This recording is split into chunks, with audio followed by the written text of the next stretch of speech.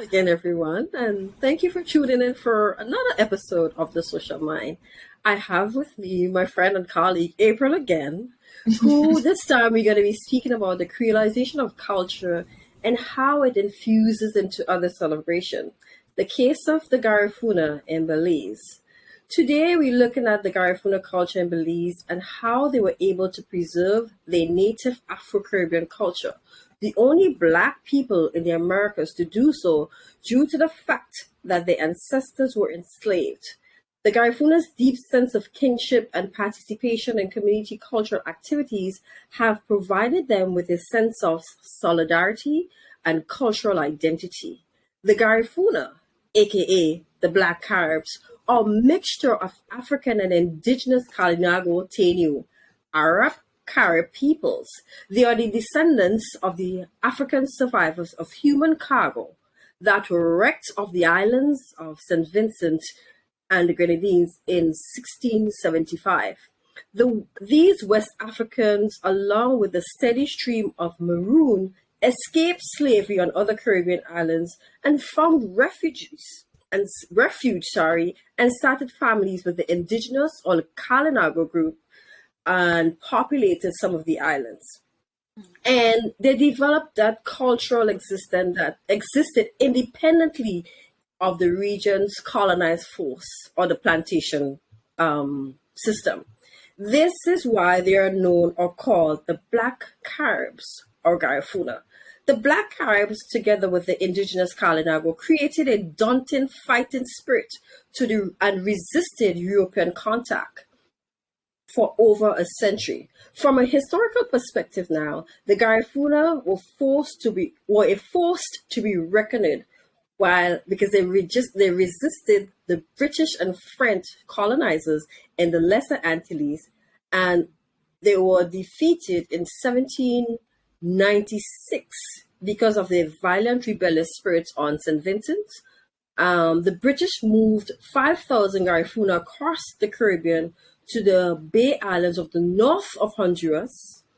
From there, they migrated to other Caribbean coasts of Nicaragua, Mexico, Guatemala, and of course, Belize. By 1802, about 150 Garifunas had settled in Sand Creek area, and they were engaged in fishing and farming.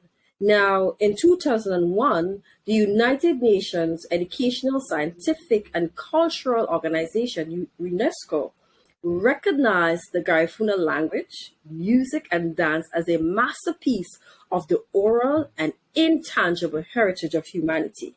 What this designation meant is that it was an important cultural aspect that must be preserved, protected, promoted, and celebrated.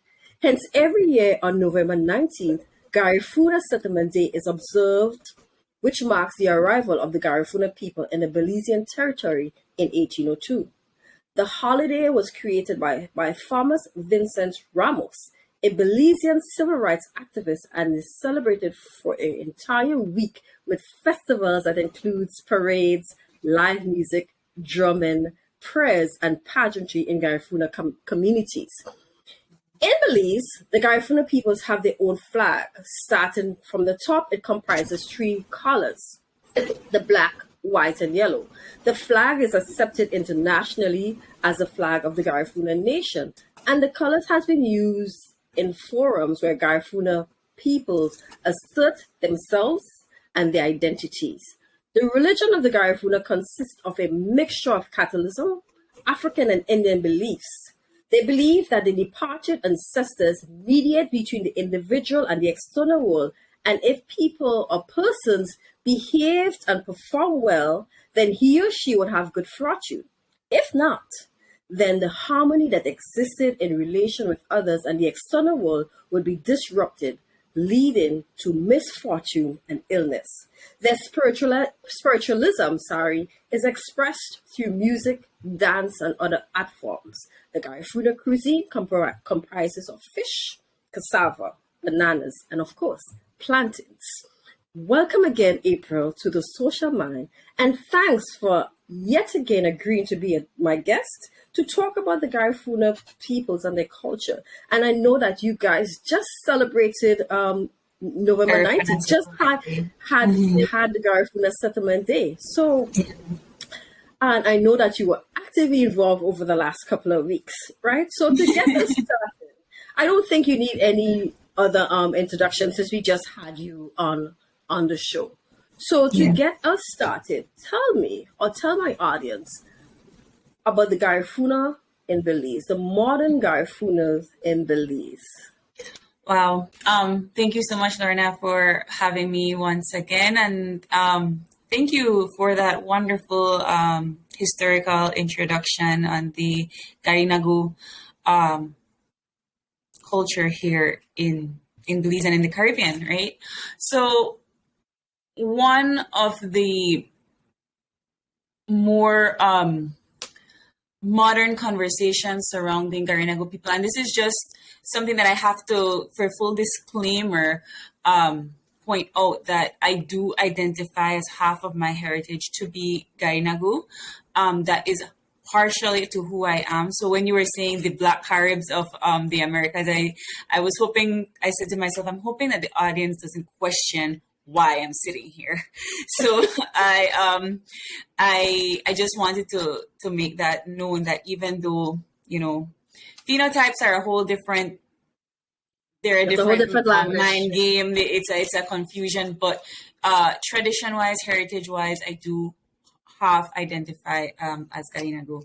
And so with that being said, modern day Kalinago persons here in Belize, they still stick to a lot of traditional values. But as you were rightfully saying that historically, when the Garinago came to Belize, they did migrate to the southern part of the country, that being Sand Creek and Toledo. Those are two districts in the south, where you would find the Garinago communities. And that particular migration or so forth came in two waves in 1803 and in 1823. 1804, yeah. 1802, 1803, and 1824. My dates are not all that great, but those were the first migrant, two sets of migrants that came into the country of Belize. And when the British Honduras, so that's what it was called at the time, British Honduras, colonials were here, they left the Garinagos in the south, kind of severing that connection to the population that was living in Belize City at the time. And that was the industrial urban hub of British Honduras at that time.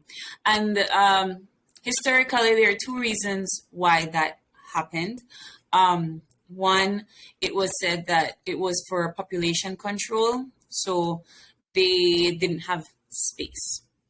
And then two, it was also said that it was because the Garifuna were free persons of color, right? So they migrated here willingly.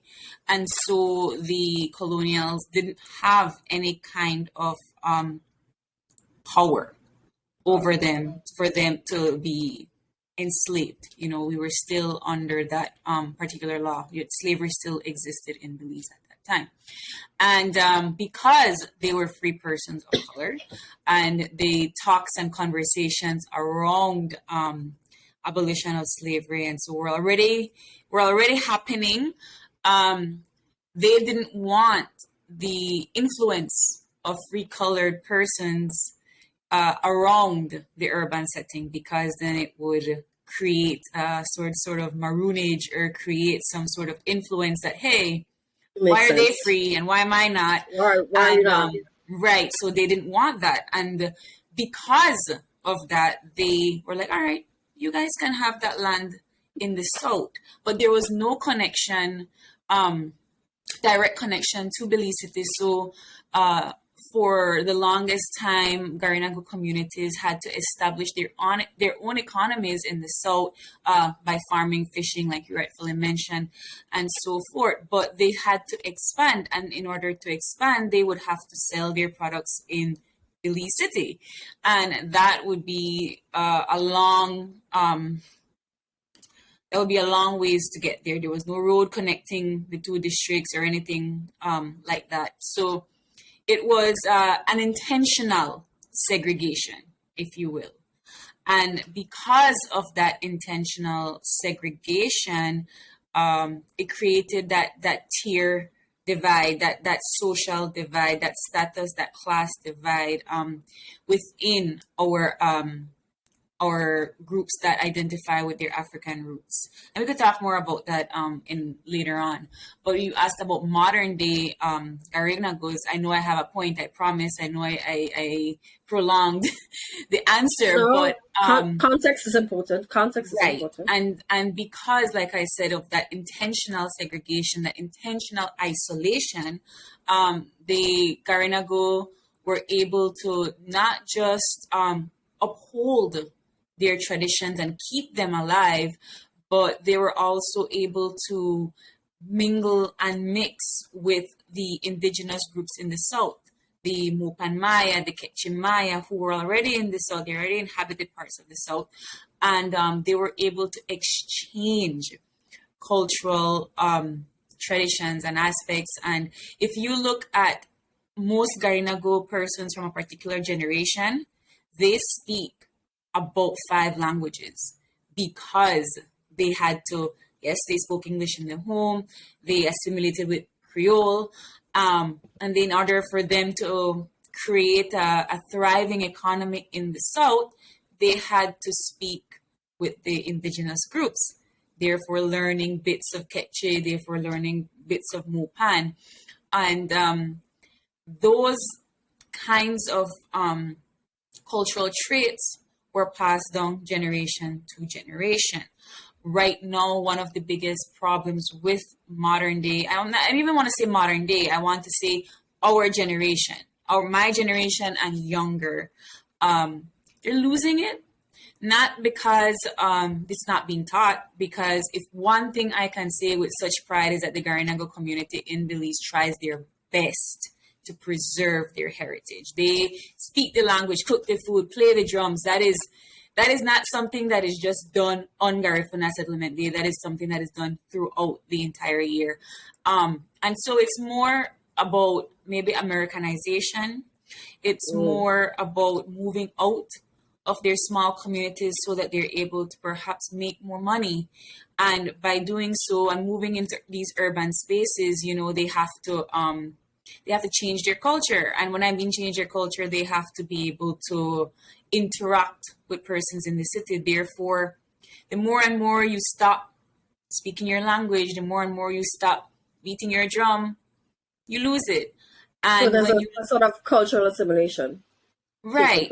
But also a little bit of, now that I'm living in this city, now that I'm making these money, now that I'm in a completely different space away from my people, I'm no longer speaking the language, I'm no longer beating the drum, I'm no longer dancing to the rhythms of this music, and therefore I will no longer be teaching my kids that. And then that is where you see the divide start to come down.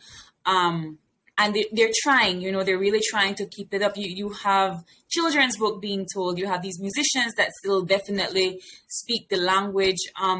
One of the events that just passed in regards to Garifuna Settlement Day, is the Battle of the Drums. And the Battle of the Drums upholds the traditional rhythm.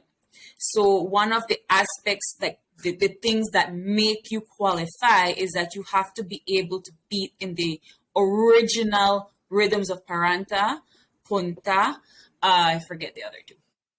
But the point is that they have to be able to keep, right? It's not even, the minute you outbeat that, you're no longer in the run, right? That is what makes it special. So there are certain aspects. You have the Miss Garifuna pageant. right? The winner has to be able to know the culture, speak the language, know the dances, know the rhythm of the drum. It's like these newfound ways to keep the culture alive in the younger generations. So they have it, the older generations have it. If I bring you, the grandparents, great grandparents, they'll be able to speak fluently in Garifuna. They'll be able to tell you all of the history, all the traditions, but compare that to perhaps a 15-year-old, it's not the same anymore. So they're trying their best to keep it alive for them. I hope that Pass it answered your on. question. To pass it on from one generation. Yeah, I think myself and the audience got where you're going. What something you said that stood out, and maybe I'm misinterpreting that. So correct me here. You said that the Garifuna lived in different communities or different spaces in Belize, right? So my thinking is that there are different. Are there different groups of Garifuna in Belize, or are there specific communities that they live in? And if there are different groups, and I'm using the term very loosely because this is new to me, if there are different groups, what would be the differences or similarities, or if that's not a thing at all? It's just that they live in different communities. Can you give us some context? Are they different Right. groups? Like, the Maya, I always say Maya, the Mayan, are they different groups? So there is just the one Garinago group. Okay. You identify as Garinago. They live in different communities, and by that I meant that they live in different villages. But the mixture of Carib, Arawak, and African roots is what makes you Garifuna, and that is one. So, and I mean by different communities in the South, I just meant that they lived in different villages. They established different boundaries for different villages, and it's so fun that I'm glad you asked that because, for example, Dangriga town is one of the larger. Well, it's a town. It's the largest Garifuna community. We call it the culture capital, and the reason why we call it the culture capital is because, like I said, it's embedded, it's rooted. When you come and visit Belize, we visit these communities. We go to like a place like Saint Bite, which is a Garifuna community. You'd be thinking that there's a festival happening, and it's not. They're celebrating their daily life. It's you will hear the drum, you will eat the food, you will see the dress, the everything that is Garifuna is still upheld in the smaller, more rural, more isolated communities that have not necessarily been touched by urbanization, if you will. And colonism. No? We can talk about colonization, but that I would believe that it's more of like a brain drain that is happening throughout Belize, not just particularly to the Garifuna community. Okay. The beauty about the Garinago community, and this is just what I've seen and experienced, that it doesn't matter if you're in the diaspora, if you're Garifuna and you uphold your traditions, you uphold your traditions. A lot of what Heritage Education Network Belize does is connect with these networks. So we have our brothers in St. Vincent, we have our brothers in Nicaragua, New York, London, who speak the language, cook the food, beat the drum, and they're in their own pockets of the world are trying to teach the language to other younger Garifuna kids, teach music and dance. And a lot of our Belizean international artists that thrive are Garifuna. You have Andy Palacio, Aurelio Martinez, Clayton Williams, they're all out there singing the songs, playing the drums, keeping the rhythm, and it's all in the Garifuna language. So they're out there upholding and sharing and keeping to the traditions. So it's not necessarily an influence of Americanization. It's leaving your space, and if you don't uphold it on your own, if you're not reminded to uphold it on your own, you tend to lose it. Just like everything else. Yeah, it makes sense. Yeah. Um, that's interesting though, because they're rooted in their cultural identity. Yeah, Yeah. it appears that way because you say if you go into the community at any given time, it's basically their way of life. Yes. Ah, got Yes. it. So, and as mentioned in my introduction, Garifuna was recognized by UNESCO in Mm-hmm. 2001. Can you tell us what does that mean? Not just for the Garifuna community or communities in Belize, but for Belizean as a whole, for the that particular group to be recognized internationally by UNESCO. What does that mean for Belize or being a Belizean in I that country? this question is a little bit more complex than I think that my expertise will be able to provide, but I chalk it up From to from your personal perspective, you so being you me being being part of me. no, Um, you being part Garifuna, you being part Spanish, you being part Maya, you being part everything. What does it mean for you then, as a Belizean? um, yeah, Because that's a better way it's of shaping the question. it's Um, all part of your heritage. It's all part of your multiple identities. So, from yeah. your perspective, April, what does it mean in your context? So, um, one of the more complex questions when it comes to the Garifuna in Belize, and I'm just going to say in Belize, is the term indigenous. Right. You know, and that is complex throughout the world. That's not just Belize. Everywhere. Um, but I think that for the Garinago community, uh, it kind of shows the milestone of recognition.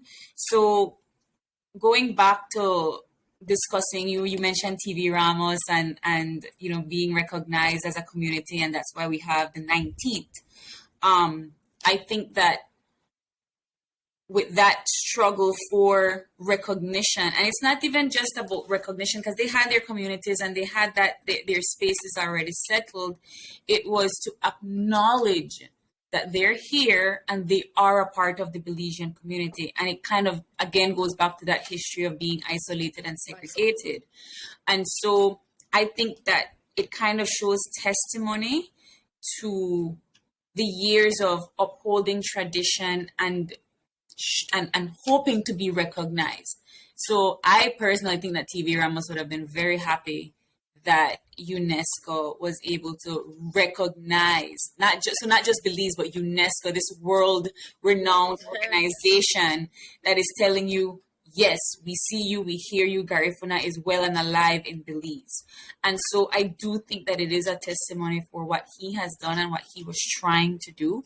Because when we talk it to Garifuna Settlement Day, you don't have to be Garifuna to celebrate. It's a public and bank holiday in the entire country. It initially was just for those that identify as Garifuna in the South, but now it's celebrated throughout the The country. country. And one of the things that the Garinago community tries their best to express is that we don't want to celebrate alone. The whole point of this day was so that Belize recognizes us as a community, and so we want Belizeans to celebrate with us. With us. So you don't Got have it. to be Garifuna for Punta. It's one of those things that I think we're still trying to have the grander Belizean community understand. And I think that being recognized by UNESCO, it's political, right? So we just want that these politicians recognize it and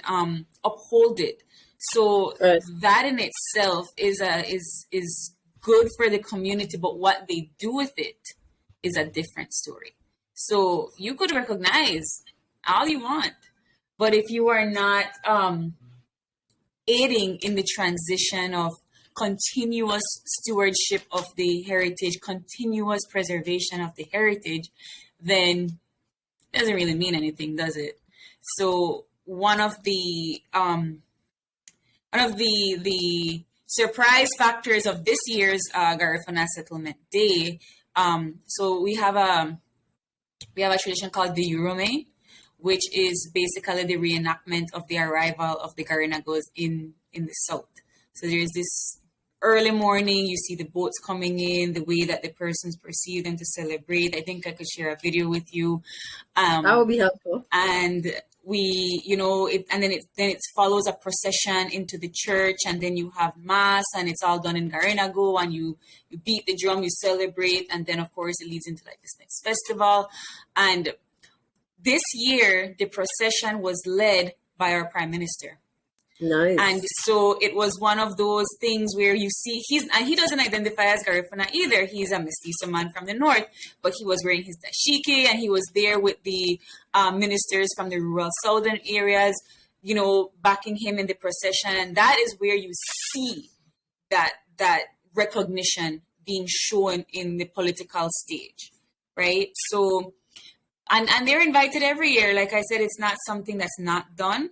But it's the first time that I've seen, maybe somebody can correct me in my history, but it's the first time that I've seen the Prime Minister of the country lead the procession, which was very, very different, which says more than I think that I'm not giving it as much justice as I think it deserves, but it is that embrace of the community as well. It gives it some credibility. Yeah. Right. Absolutely. Yeah. Absolutely. One of the other things that I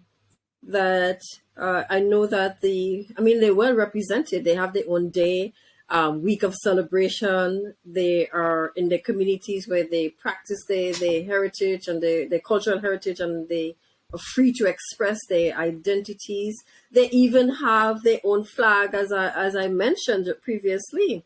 Now, Yes. I know the color signifies something. And what does the color mean to the Garifuna? The Garifuna flag is the yellow, white, and black, and then of course it has like a insignia in the middle, kind of expressing a cultural tradition of the Garifuna people. But the yellow will represent the sun, the white represents peace, I think. Please, somebody correct me if I'm wrong. And the black represents pride. Okay. So that black pride. But the horizontal, it's in like a horizontal manner. Again, I could send you a picture of that. But it starts from the top with the yellow, the sun, the white, the middle, and the black at the bottom. And it wasn't. They're one of the only groups in our country that have their own flag. Yeah, I noticed when I was doing my research, because I thought, let me check to see if other groups, and I even went to St. Vincent as well, and they are the group that I suppose are well represented and recognized, and as we mentioned, they are recognized by UNESCO, and that's a big deal. And you guys should really be proud. Should we really be proud of that? Now, in our last conversation, we spoke about the Creole culture, most of the Creole language, right? Yeah. Now, in terms of the cultural assimilation and Creole being the dominant culture in Belize, you might have answered it, but how are the Garifuna people able to seriously maintain their own cultural traditions?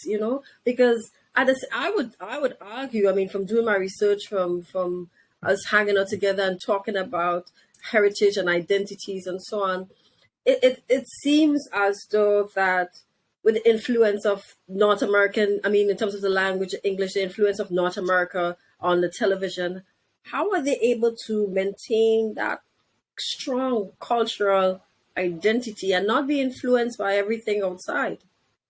I suppose. That's a very, very loaded question. Because primarily we in Belize, we still tiptoe around certain controversial topics, and that being, segregation, discrimination, we don't like to talk about it. And because we don't talk about it, we sometimes chalk it up to the myth that it doesn't exist. But it does.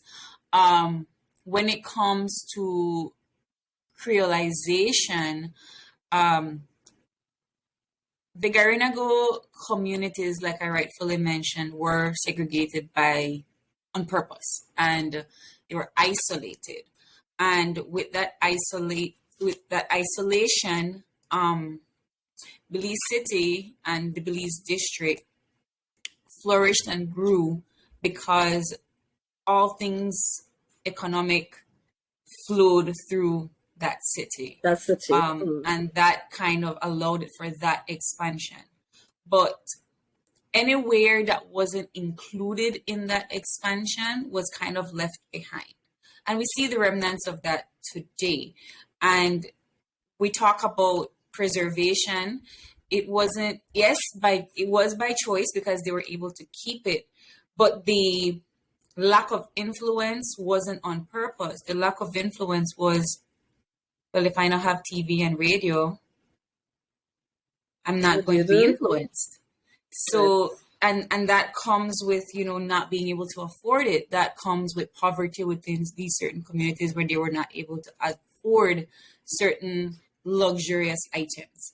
So, and I'm speaking of that from somebody that didn't have proper cable until she was about 10 years old, know, and that was because I also lived in an isolated rural community. So those lines were never crossed until now, modern day, where we're able to have electricity in most of the country. Modern day, right? Because in Belize, we still have many rural communities that don't even have electricity, much less internet. Right. And of course, if you don't have electricity, you can't have a refrigerator, you can't have this, you can't have that. So it all boils down to certain basic needs. Certain things that used to be luxury are now basic needs. And like I said, if you didn't have access to the outside world, there is no influence. Right. All right. I got it. Mm-hmm. Now, so then how does, in a broader scheme of things, how does the Garifuna culture infuse with other celebrations or other cultural activities in Belize? Because you mentioned that everybody celebrates the Garifuna activities, right? When there are other everybody's welcomed to celebrate. Right. Mm-hmm. When there are other cultural activities that not necessarily from the Garifuna communities, how do they feel about the other celebration? Or it's just like, we're all from Belize and everybody just celebrates? Like maybe Carnival. Actually, I think it's the other way around. That question should be reversed.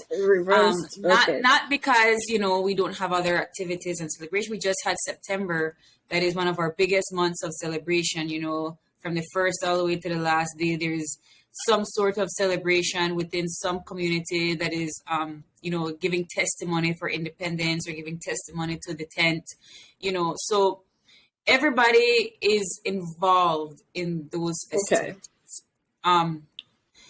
The aspect of celebrating, and that's why I said everybody is welcome to celebrate Garifuna Settlement Day, but not everybody celebrates it because they'll say, well, I don't identify as Garifuna, so I shouldn't, or I don't have to, or, and so it kind of, it creates controversial conversations within other marginalized groups. We're getting better at understanding, and a lot of it comes down to education. Why the Gandhi? Why everybody else can't Gandhi? And it mostly comes from a space of ignorance where they're not understanding the history as to why they get a day or why they fought for a day, because it wasn't that the government just gave them a day. Give them a day. They fought for it. They fought for it. So it kind of boils down to having these open discussions, not just in social groups, but in the education sector as well. Mm-hmm. Because we don't really talk about it. And now what is happening is, instead of educating on why the day is celebrated or why the 19th, what schools have been doing as of recently, I believe, is kind of having like a cultural day around this time of the year so nobody feels excluded, which I think is a nice idea, but also it doesn't give it that education factor. So you could do that, and you can also say, well, hey, this is why, you know, it's not about excluding anybody, it's about this. And so it's a lovely gesture to host Cultural Day during like the week of the 19th, because you don't have to dress as your cultural group. What a lot of schools like to do is they will shuffle. So I think one time I went as a Taiwanese, I dressed as a Taiwanese person because that was the group that was given to me, you know? And that's what we do, right? So we give them cultures that they don't identify with so that they're able to go home and research and learn and then come and do their presentation. So it does in some aspects help to create a little bit of an understanding and education of other cultures. But it's not how do the Garifuna feel celebrating other festivals, because everybody celebrates all the other festivals. It's about how the majority of the community feels celebrating the 19th. I understand. So just to wrap up a little bit, because we've been going at this for a minute. Is there anything that you probably would like to share about the history, culture of the Garifuna people that we have not touched on? I think that we talked about the history pretty spot on. I'm pretty sure I left out a lot of details, but one of the unspoken things that we don't necessarily touch on when it comes to Garifuna is the assimilation of Kalinago persons in Central America. And the reason I say that is because apart from St. Vincent, if you speak to Garifuna persons and you hear their names are not African or Arawak, right? Ooh. Their names are like mine, Martinez, that is very Spanish.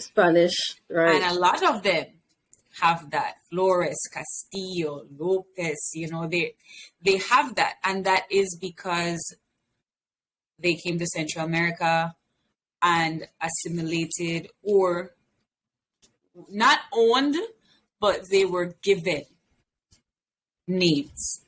Right. And I can't speak to the history as to how that occurred because that's not my niche. But most, if not all, Kalinago persons have a Spanish last name. And they're very particular last names too. So whenever I tell people Martinez, they're like, I'm not sure what culture you belong to because that's Spanish or that's Garifuna. But you would have names like Palacio and Arana, Flores, you know, that those they're like, if you hear it, you can tell that is a Garifuna last name, but it's a Spanish last name. And it's a very intricate topic that I can't speak to because I really don't know. But the way that the Mestizo people and the Maya people were given Spanish names was because of encomienda systems, which is just a fancy word for slavery. Slavery and colonialism, yeah. Right? And so the encomienda systems, the encomendador gave all of his slaves his last name.